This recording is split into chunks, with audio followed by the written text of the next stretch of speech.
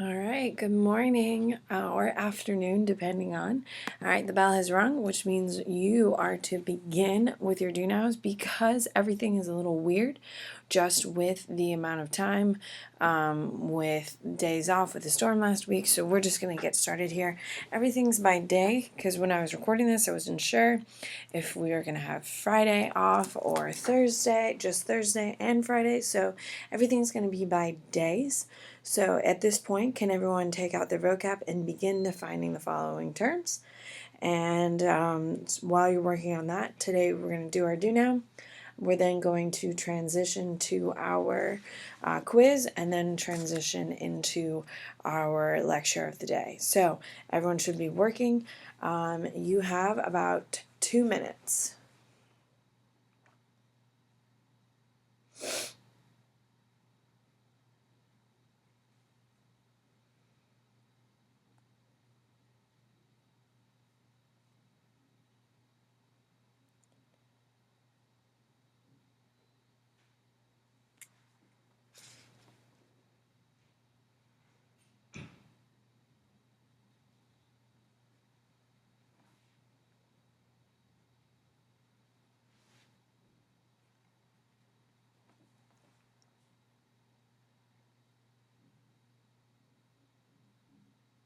All right, guys, you got about 1 minute.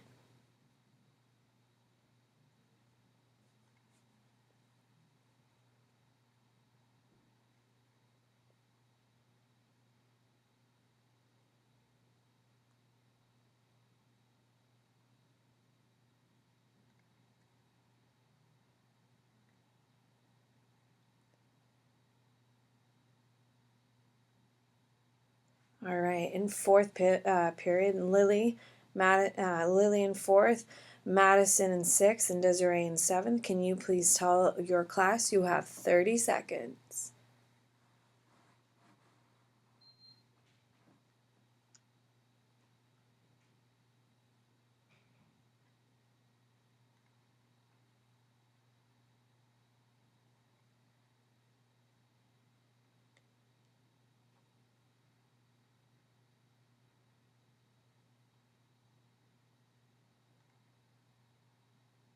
Three, two, one.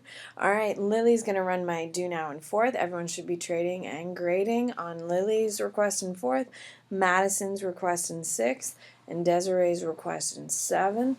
You have 2 minutes, ladies.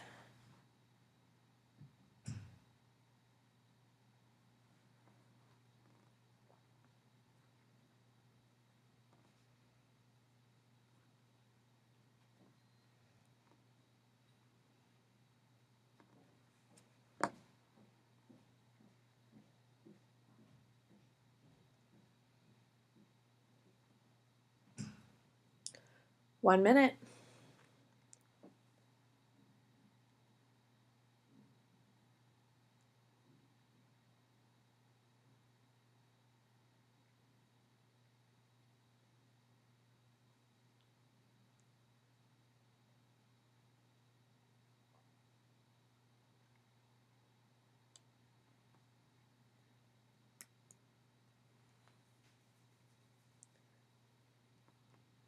All right, at this time, everyone should be wrapping up.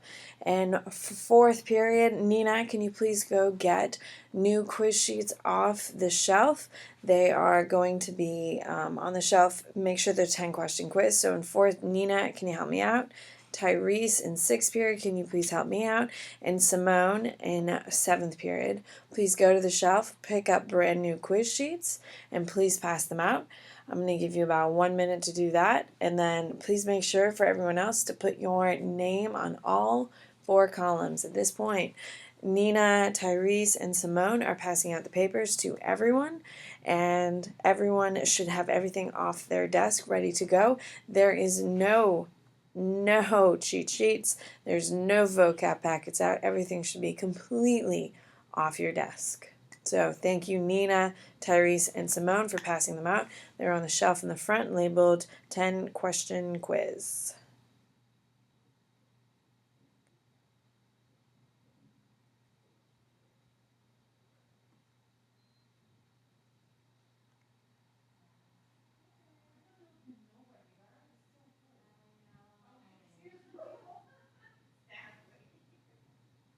All right, everyone should have a quiz sheet by this point.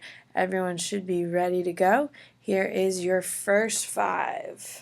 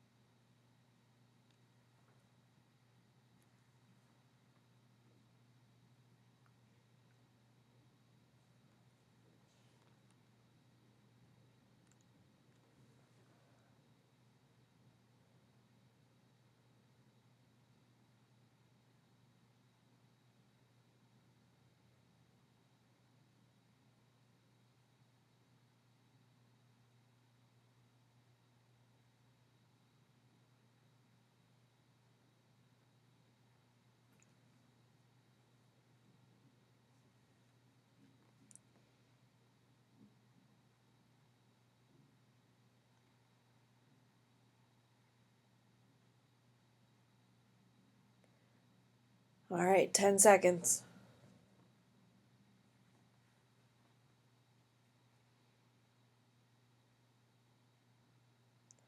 3, 2, 1. All right. And your bonus question for today is, where is Miss Bennett?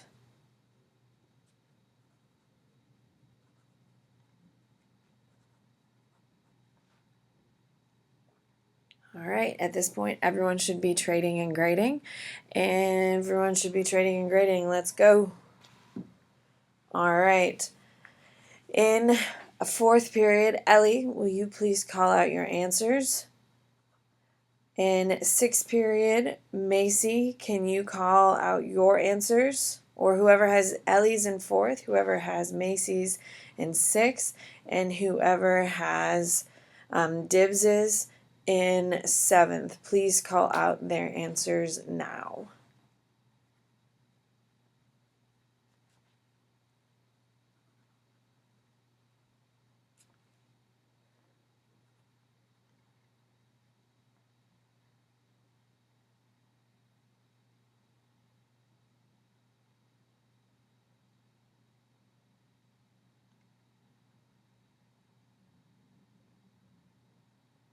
Perfect.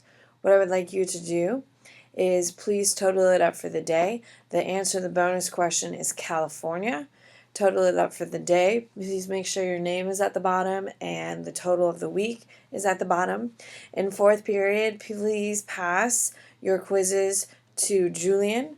In 6th period, please pass your quizzes to Peyton. And in 7th period, please pass your quizzes to Lee. All right, so Lee, Julian, and Peyton, please collect the quizzes. Put a rubber band from the very front of the room on your stack and put them on the shelf. There's a pile of notebooks. Put them right up on top of that, so that way tomorrow we can easily get them as well. All right, at this point, everyone should have their focus, their study guide, and a blank sheet of paper out on their desk.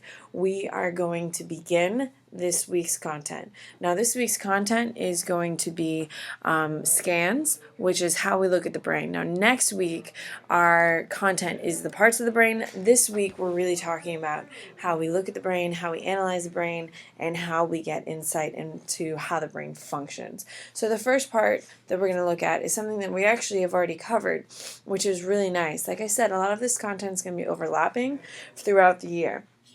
Well, the first thing is going to be your central nervous system. Now, your central nervous system is part of the nervous system that consists of the brain and the spinal cord. So, your central nervous system is made up of two major parts, the brain and the spinal cord. The spinal cord is a long bundle of neurons that carries messages to and from the body and to the brain that is responsible for very fast life-saving reflexes. So the spine is going to be the central part. It's going to bring all of the neurons from your peripheral nervous system into your central nervous system, and it's a major player of the central nervous system. Now, when we talk about neurons, we have sensory neurons, which are also called afferent neurons. This should be familiar to you guys. Your motor neurons, which are also known as efferent neurons, which are carrying the messages to the central nervous system.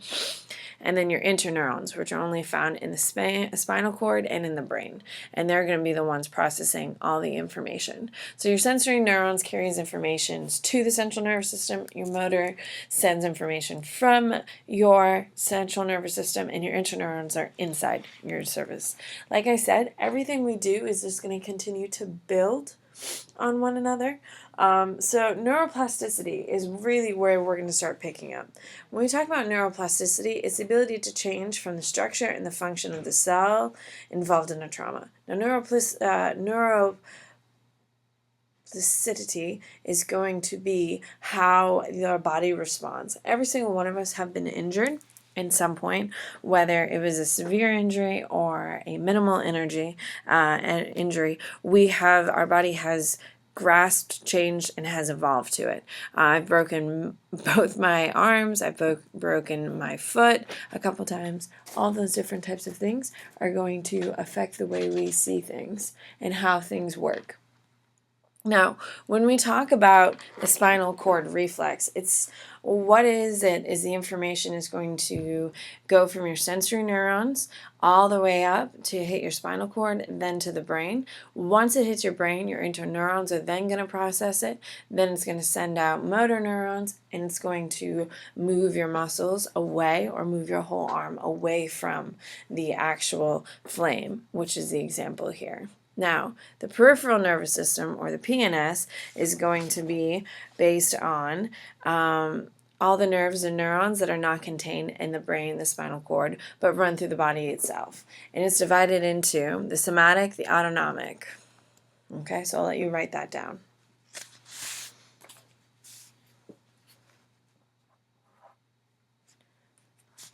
Okay, just like last week, we're going to start with simple information. We're going to make it much more complicated as the day goes on or as the week goes on. The good thing is, since I'm not here today and the rest of this week probably, I don't know when this week's officially starting because of the storm is throwing everything into chaos. The good thing is that this week's content is something we did really well on last week, making sure we knew. So the peripheral nervous system is going to break immediately up into your somatic nervous system and your autonomic. So looking at this image, we have the brain, which is central nervous system, and the spinal cord, which is your central nervous system as well. Everything in the green is going to be your nerves or your peripheral nervous system. And the peripheral nervous system's job is to bring the information from the body into the central nervous system. Now, when we talk about the somatic nervous system, the Latin term soma means body. Somatic nervous system is a division which consists of nerves that carry information from the senses to the central nervous system and from the central nervous to the voluntary muscles of the body. So its job is just trying to carry all the information to and from the central nervous system. Now, when we talk about somatic, it's all about your voluntary muscles. What that means is making sure that your body is being controlled in a way that every time you write, dance, move, walk, run, all of that's being controlled by your somatic nervous system. So I'll give you a second to write that down.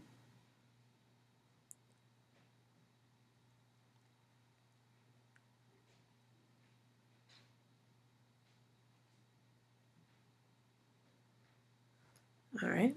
And then you have, in your somatic nervous systems, you have things called sensory pathways.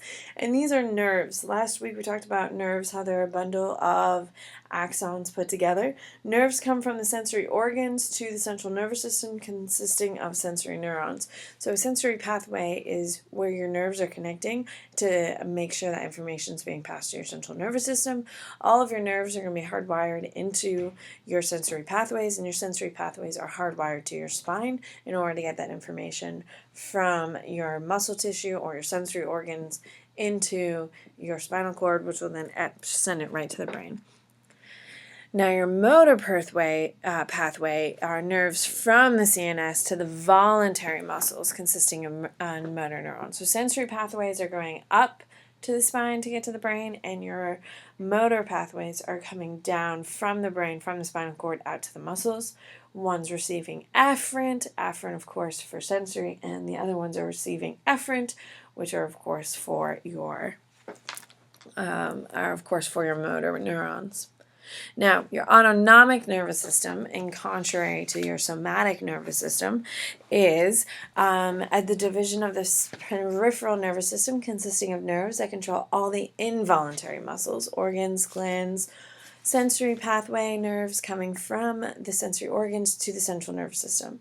So these are all of the organs that work without you thinking about it. No one eats and then says, digest, digest, digest. Okay? No one thinks breathe, breathe, breathe. Your autonomic nervous system is what takes care of that for you in order for you to be able to focus on other things like A, this lecture, B, your vocab, all the other things you do, so you don't have to worry about the minimal tasks.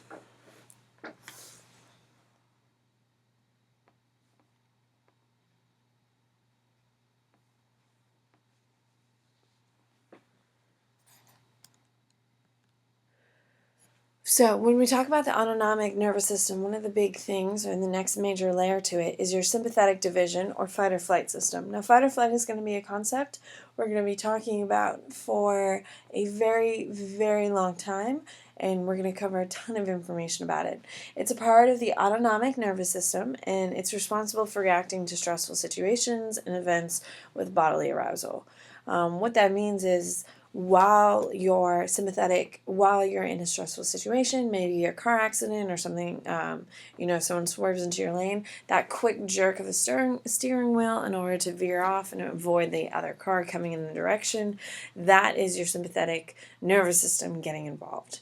And it's a part of your autonomic system, because when you make knee-jerk reactions like that, you're not sitting there, oh wow, there's a car in my lane and it's coming right at me. I should probably get out of its way. It's more of an instantaneous response. It's more of a immediate response rather than, in fact, a turn with full awareness and full control. All right. Inside your autonomic is then going to be divided into your parasympathetic and your sympathetic. Now, the good thing is with the parasympathetic is that we have talked about it before. Now, your parasympathetic is responsible for your day-to-day functions of the organs and glands, and it is to the calming effect.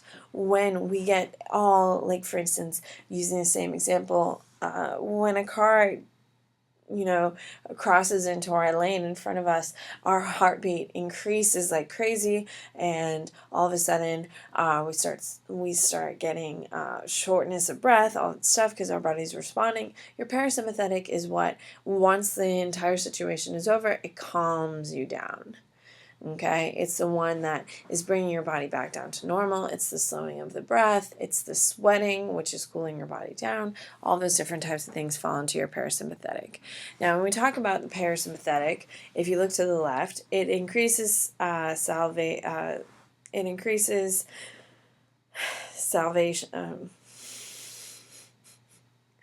It increases the saliva. It also constricts your pupils. It slows your heart rate. It allows bladder contraction. Everything to the left, it's slowing you down.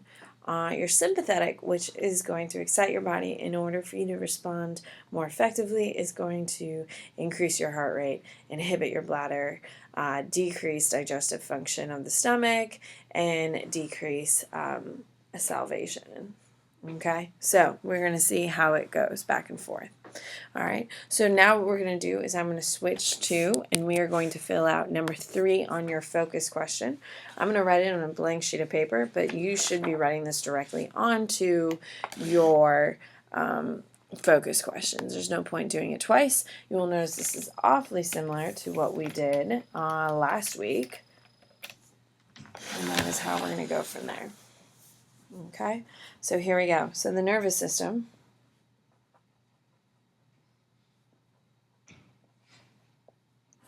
Now the nervous system is broken up into 2 major sections.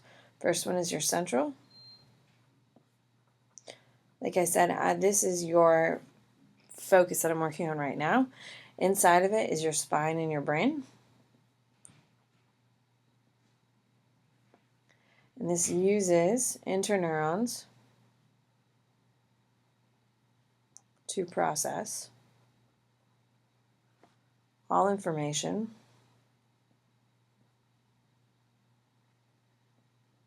received from the peripheral nervous system.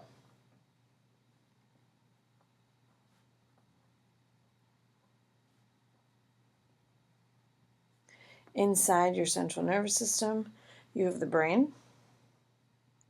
Like I said, we're adding just a little bit more layers to it, and the spine. In your brain, you interpret information. You interpret and store information.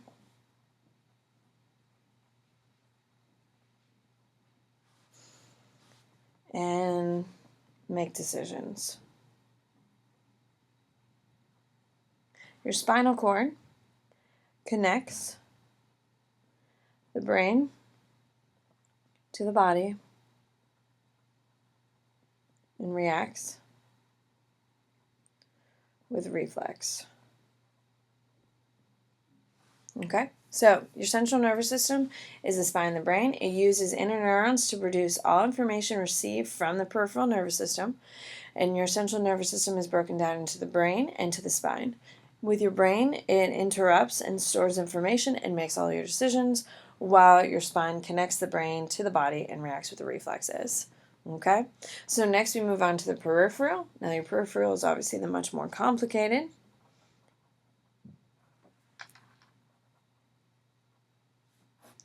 Now your peripheral is everything not brain and spine. It brings info to the brain, and that's its main job. Now your peripheral nervous system, of course, is broken up into 2 major sections. It is your autonomic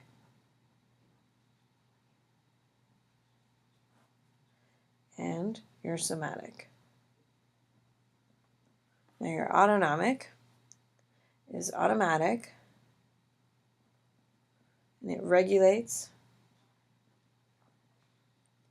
everything in your body that is involuntary. Example is your heartbeat, breathing, blinking, digestion. Okay, now your somatic, this controls all of your voluntary movements. Example, walking, talking. It's muscles by choice. Muscles move by choice.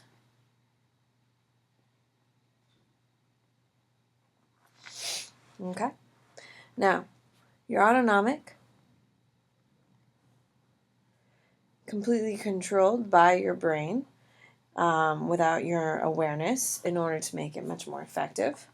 Okay. Now, from the autonomic, we have 2 other systems. we have your parasympathetic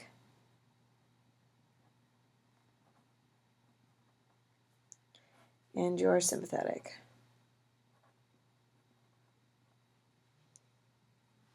Now your parasympathetic maintains body function under normal conditions.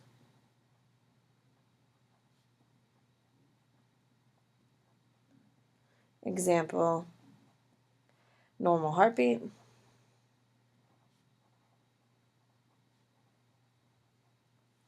normal blood pressure, and body temp. While your sympathetic prepares the body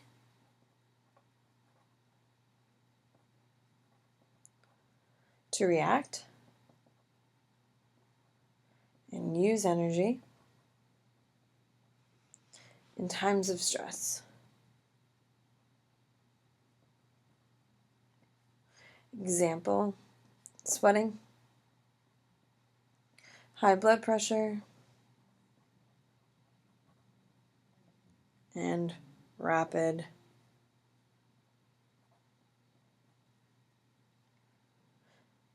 breathing. Okay? This is what we would call our stress and this is all about stress. All right. So what your sympathetic is trying to do is this is all about stress. This is all about calm. What is happening is your body is trying to maintain a state of homeostasis. Now, homeostasis is when your body is in harmony and balanced. Okay? You're not hungry.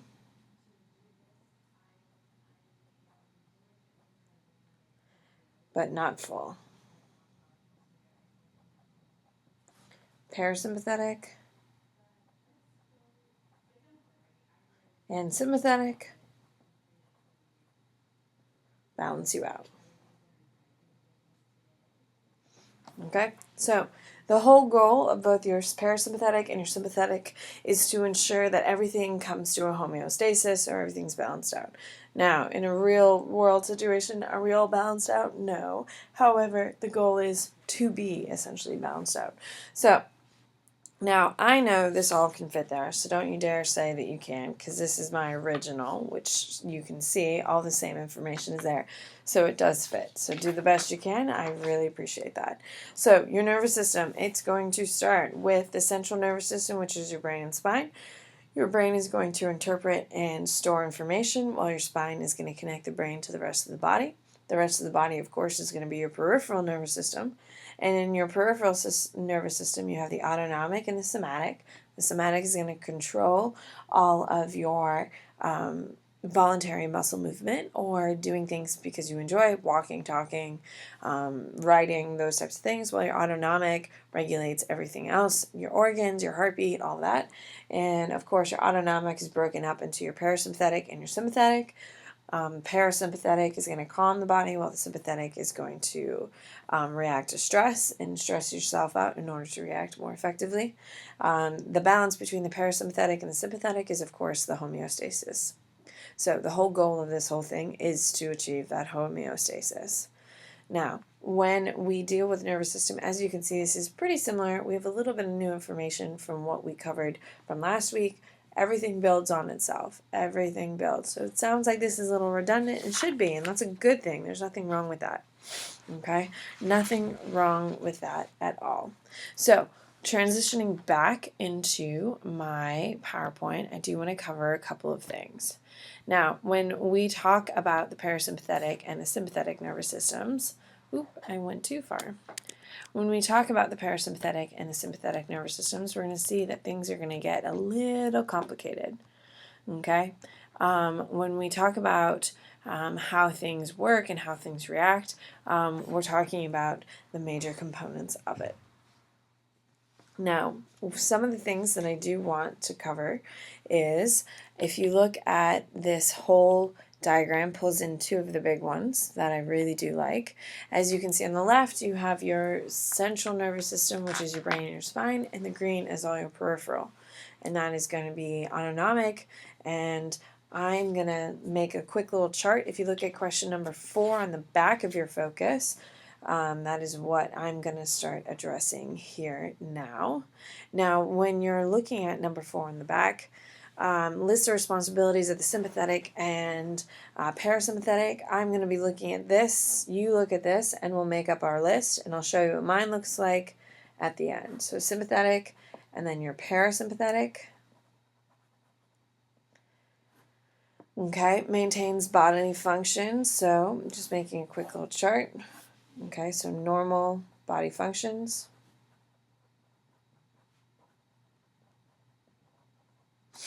Okay.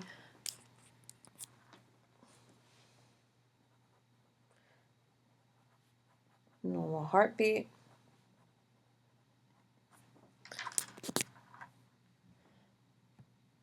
Okay.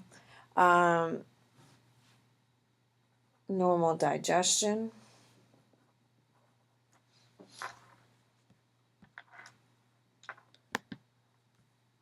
These are what I have on my list. Hopefully you have the same. Normal body functioning, normal heartbeat, normal digestion. Okay, remember this parasympathetic calms. So sweating is going to fall under here. Okay, normal blood pressure.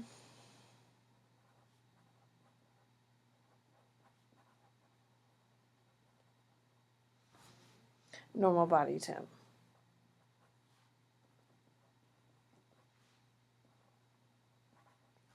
Now, your sympathetic nervous system is going to be the one that stresses you out.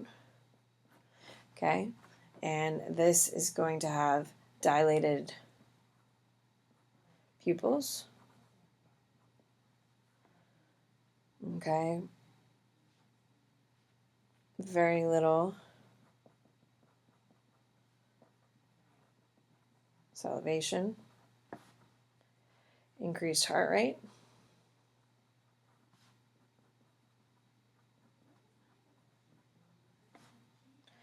increased blood pressure,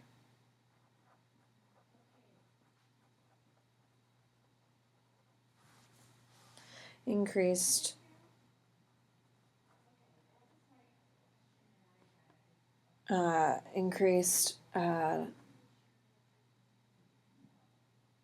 tension,